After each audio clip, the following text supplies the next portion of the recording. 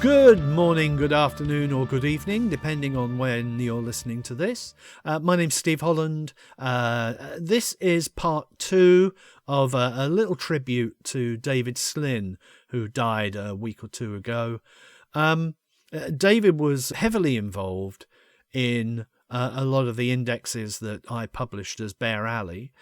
He was also widely known to collectors through articles that he contributed to Eagle Times, Spaceship Away, online to my own Bear Alley website, and also John Freeman's Down the Tubes. So I wanted to do something a little special, and fortunately I recorded David back in 2007 when I was working on the Thriller Libraries book that came out a few years later. The reason was that David had worked for Cowboy Picture Library as a letterer and as an artist. As with all our conversations, David led us down a few interesting alleyways, and at one point we were discussing Joe Colquhoun, whom David knew well and had worked with in the late 1950s. A little bit of background might be useful. David was born in Surrey in 1937. His father was a teacher, and during the war the school was evacuated down to the south coast. So David's family moved down to the south coast and eventually moved to Littlehampton, where David lived for the rest of his life. By coincidence, Joe Colquhoun, also born in Surrey, and also moved down to Sussex. So I believe that they met by chance, and both sharing an interest, and David wanting to be a professional comic strip artist, joined up with Colquhoun and became his assistant while Joe was drawing Roy of the Rovers. David was providing colour scamps for Tiger and was running Joe's artwork up to London, which meant that David actually got to meet a number of editors, and this led to work eventually for the Amalgamated Press. The first thing that David did was a script for the magazine Zip. Joe was working for them on a strip called Billy Brave, which eventually David also began, I think he began inking that for Colquhoun. And also he scripted a story called The Brainy Bees for another artist whose name escapes me. This contact with editors up in London, one of the contacts that David made was Arthur Roberts of Eagle. Arthur had shown him some artwork where the artists had also lettered their own work, and had suggested that this was a way to get into the business. So David started lettering and was employed on Marilyn, first of all, and then by Alan Fennell on Cowboy Picture Library, which is where the first of our little videos, you'll be able to see some of the work that David did, converting a Billy the Kid story into a Kansas Kid story, doing redrawing and lettering there. This time I'm going to concentrate on Joe Colquhoun and the story of how Joe was sacked from drawing Paddy Payne in Lion, and within a month was employed again as the artist of Paddy Payne in Lion, and how that came about. So I'm going to hand over now to David Slinn. Do you want a small anecdote about Joe Colquhoun on that? Oh, yes. Right. Well, as you say, you noticed he'd gone. Yeah. But did you notice not for long? No, he was back within, I think it was about 4 to 6 weeks. Yeah, I think 4 weeks. And the story goes that originally, okay, and I've got this written down somewhere, and I'll send you a copy if you like, but basically, suddenly I'm not quite sure whether he got an inclination that something was wrong. It may, actually, I'll tell you what it may have been. I think the strike, I'm even forgetting my bit of, that I have written down there. Now, the strike was inevitable, wasn't it? There was nothing that was going to stop the strike. So Joe and his compatriots or associates and friends and all the rest of it had all been told there was going to be a strike, and therefore they more or less didn't want any more immediate episodes drawn because they didn't know quite what was going on. So I think any artist who had scripts in hand was allowed to complete them for about a couple of weeks. But if they had no scripts in hand, no more scripts were sent out. So Joe found himself more or less told, don't know what's happening, Joe, but there's nothing you can do at the moment. I believe he had an annual job on the go, which meant it wasn't a complete disaster straight away. But then suddenly, when he'd virtually got nothing to do at all, after, say, a couple or 3 weeks had gone by, he suddenly received in the post 4 sets that he'd already drawn. Right, with a letter, with all the scripts, very heavily subbed and rewritten, okay, and a letter telling him nothing about why, but simply telling him, instructing him, badgering him, whatever you like, to read the subbed and replacement scripts, okay, use as much of his existing artwork as he could, in cutting and pasting, drawing any new frames where absolutely necessary, and actually he had to condense what he got down to two sets of 3 pages, i.e. a cover and 2 insides, twice, and complete the story. So virtually a story which was only halfway through was wound up in 2 weeks. All right. Now the story goes, and you have to believe me because, as you know, Joe is dead. Yeah. All right. Joe was a bit pissed off because he wasn't really told why he had to do it. Also, do you remember that summer was extraordinarily hot? Does it ring bells with you? Yeah. So in actual fact, he and I were spending a lot of time on the beach, just sort of soaking up the sun and bemoaning the fact that he got no money and I'd only got a little bit to do for the Cowboy Picture Library, which was no consolation to him. In fact, it may have been quite annoying because I was able to tell the amalgamated accounts department that I'd done a bit of work that week and would they pay me, and he was unable to claim anything at all, was he?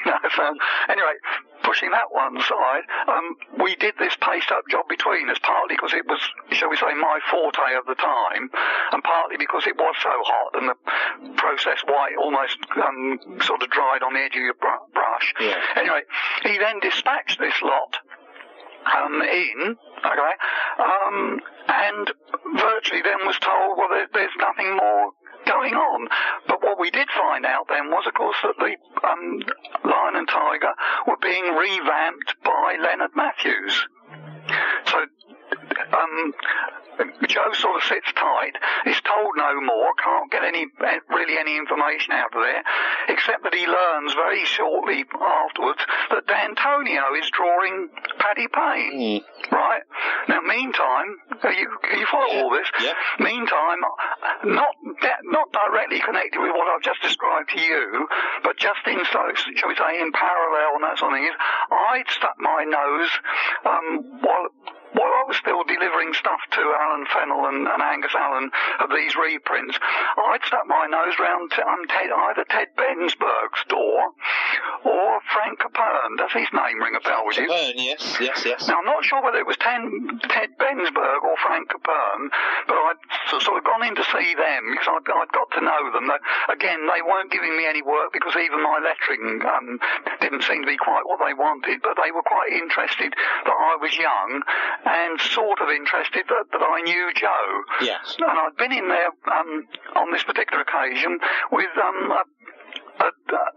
something Joe had done sort of almost in his spare time, you might say, which was like a Spitfire and a close-up of a fighter pilot. I can't quite remember why he'd done it in outside his Paddy Payne stuff. Yeah. But anyway, either Capern or Ted Bensberg decided that they would give him a air race job to do. In fact, it's called Desert Fury is the one he did. Okay? So in actual fact, by this time, I'd taken the script back to him, and he sort of started work on this in the hope that it would earn him a few bob, while all this other kerfuffle was going on. Anyway, we now come to the bit where I took some pencils in for him. I think I took some pencils in, they were lettered, I got them back, and he inked them, and I took them in and another set of pencils, something along those lines, not exactly, but something along those lines, okay? And then Joe learned that D'Antonio was drawing Paddy Payne. Anyway, now we come to the whole point of this story. 4 weeks down the line, or however many it sort of takes, for some reason, Mr. D'Antonio, or his agent, tells Leonard Matthews that his client can no longer do this, and Leonard goes bananas, doesn't he? Right? You with me still? Yes. Okay? He goes bananas and starts storming around, saying that he's got to get this sorted out. Anyway, I'm not saying it's the first place he went to, because the story is anecdotal and probably a bit over the top, but he stormed around all the library departments, wanting to know who was available and all the rest of it and what have you.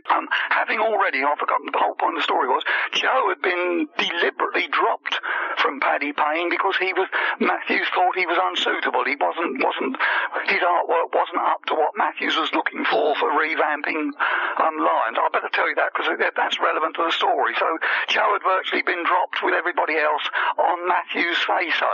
Okay? Yes. Anyway, Matthews goes storming around all these departments and trying to find out who's available and things like this sort of there.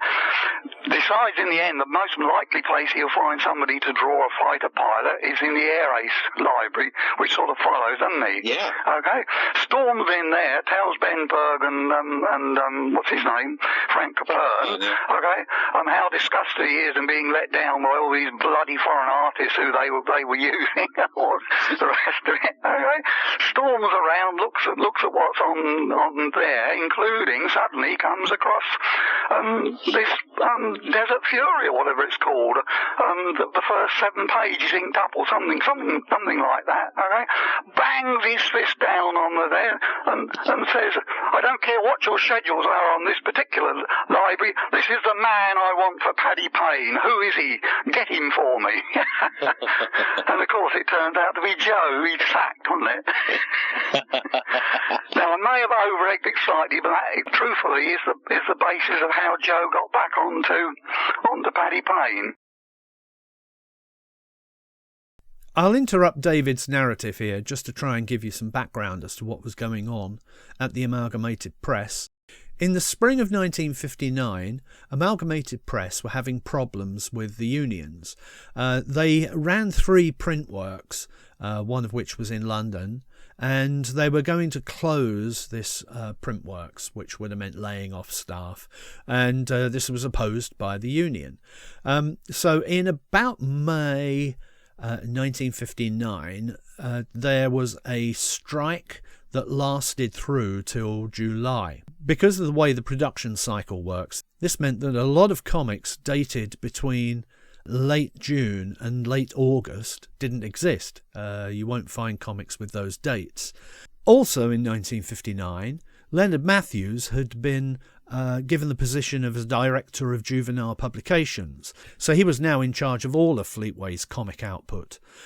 I think he then, during the spring, during this break in production, he decided that he was going to make his mark on the comics and to modernise and revamp a lot of the Fleetway product.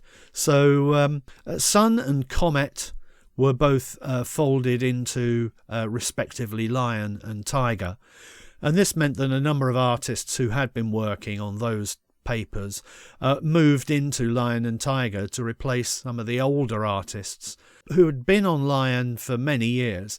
So we saw things like Neville Wilson, the artist of Captain Condor, being replaced by Jeff Campion, who was asked to revamp the look of the strip. Similarly, he would revamp the look of Roy of the Rovers, which meant that Bert Vanderput was dropped. Sandy Dean, another long-running strip, had been drawn by Bruce MacDonald for many years, was handed over to Selby Donison. And although it had been running for a long time, Paddy Payne had only recently had a new artist join. About January of 1959, Joe Colquhoun had started drawing for the strip.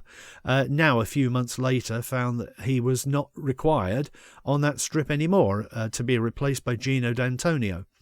Precisely why Gino D'Antonio only lasted a few weeks is something of a mystery. He was perfectly capable of drawing the required number of pages, but in 1959, I just don't know when, Roy D'Armi, the Italian agent, had a heart attack in Farringdon Road and decided that he was going to return to Italy. And then a year or so later, he dropped out of the agency and handed over control to his brother. Now, I don't know whether this was a signal to Gino D'Antonio that the work in the UK was going to dry up.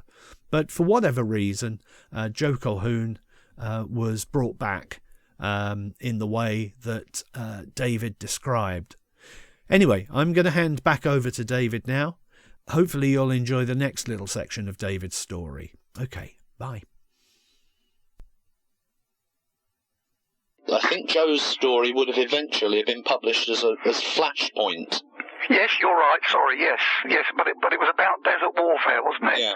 Yeah, with sort of biplanes. Are they biplanes? Or I think so. Yes. It's donkey's years since I read it. I've actually just looked up the title. Yeah, I mean, I've got a copy somewhere that I couldn't necessarily lay my hands on it, but I mean, I have sort of got it, and I think then the funny thing is, I'll complete the story for you because it is sort of relevant, and that is the strange thing is late '59. It must have been. Or early, yes, or is it probably? I think he must have gone before Christmas. If you can believe this, after all the upheaval of this revamp and him losing his position to Matthews, what do you think Joe then goes and does?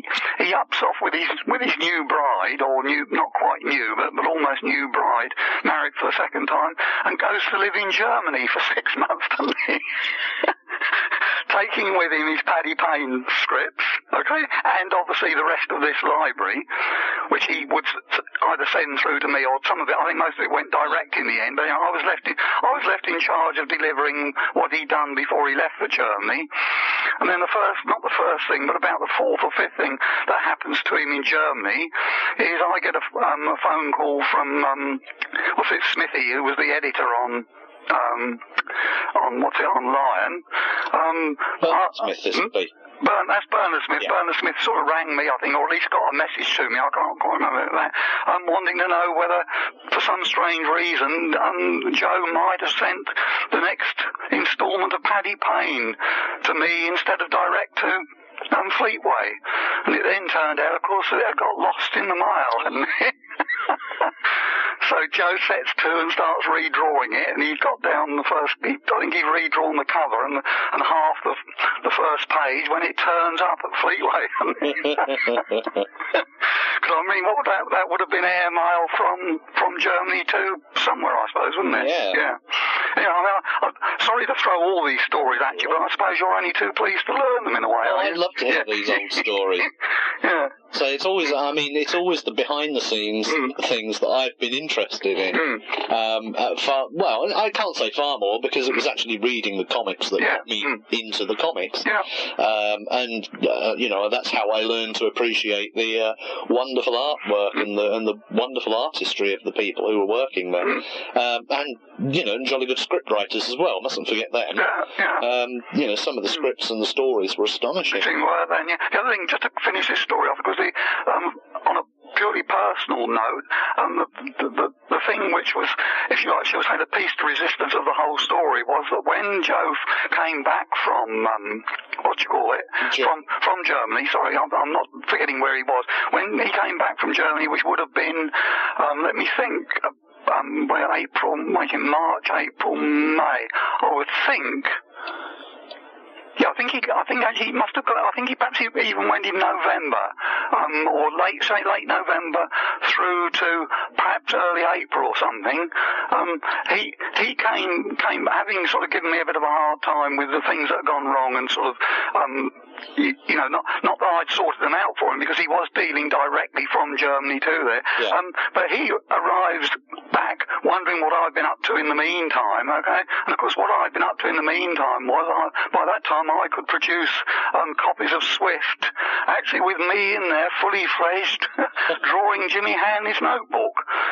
And you could almost say that when Joe left the UK in November, I was still just a sort of cut and paste man, hoping one day to maybe make it. And when Joe came back, I actually had, which I know is only anecdotal, isn't it? But it's all part of grist to the mill. So there we are.